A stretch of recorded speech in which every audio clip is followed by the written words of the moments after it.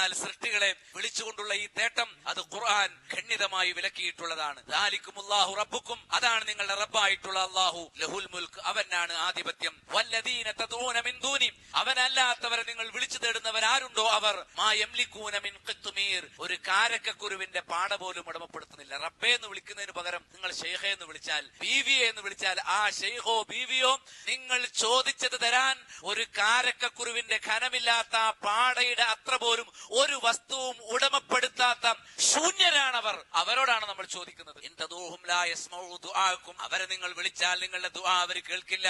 വലൗ സമിഉ മസ്തജാബൂ ലക്കും, കേട്ടാൽ തന്നെ അവർ നിങ്ങൾക്ക് ഉത്തരം ചെയ്യില്ല.